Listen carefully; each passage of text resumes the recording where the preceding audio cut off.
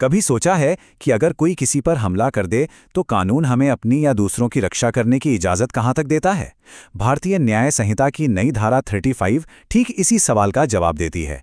चलिए आज इसी आत्मरक्षा के अधिकार को बिल्कुल आसान भाषा में समझते हैं। ये एक ऐसा सवाल है जो हम सबके जहन में कभी ना कभी ज़रूर आता है। देखिए, कानून हमें अपनी और दूसरों की रक्षा करने का अधिकार तो देता है, पर इसकी सीमाएं क्या हैं?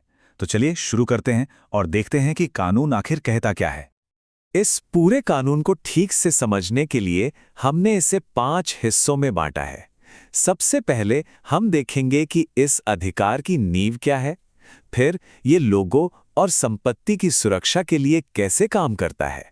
हम इसकी जरूरी सीमाओं पर भी बात करेंगे और आखिर में जानेंगे कि इन सब का मतलब क्या है।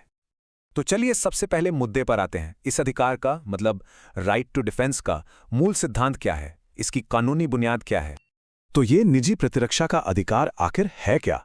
देखिए, बिल्कुल सीधे शब्दों में कहें तो कानून ये कहता है कि अगर कोई खतरा है तो कोई भी इंसान खुद को, किसी दूसरे इंसान को या अपनी प्रॉपर्टी को बचाने के लिए जरूरी कदम उठा सकता है, मतलब जरूरी बल का इस्तेमाल कर सकता है।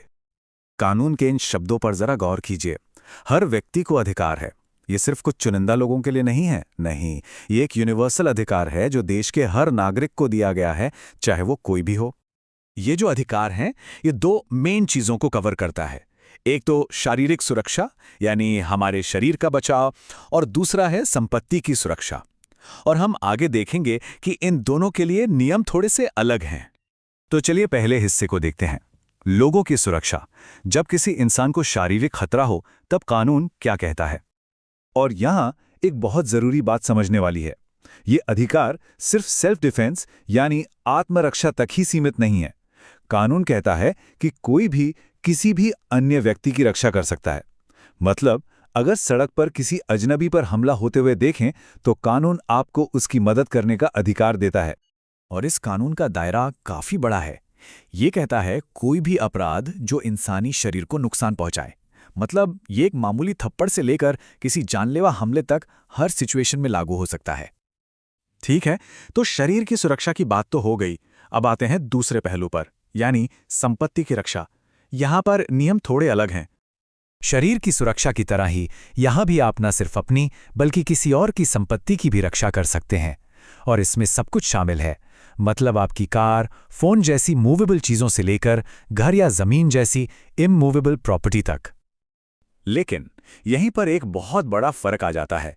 जहां शरीर की रक्षा किसी भी तरह के शारीरिक अपराध के खिलाफ की जा सकती है, वहीं संपत्ति की रक्षा का अधिकार सिर्फ कुछ गिने चुने अपराधों के खिलाफ ही मिलता है।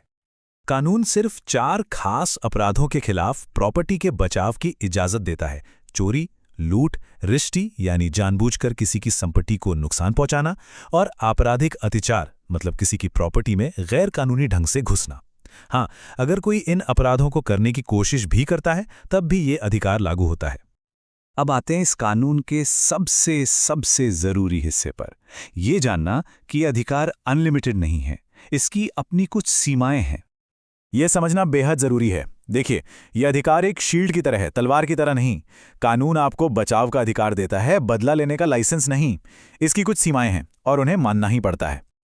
सेक्शन 35 में साफ साफ लिखा है कि यह अधिकार धारा 37 के प्रतिबंधों के अधीन है।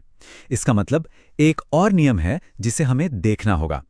जैसे धारा 37 कहती है कि आप सिर्फ उतना ही बल इस्तेमाल कर सकते हैं जितना खतरे से बचने के लिए जरूरी हो, ना उससे ज्यादा ना कम।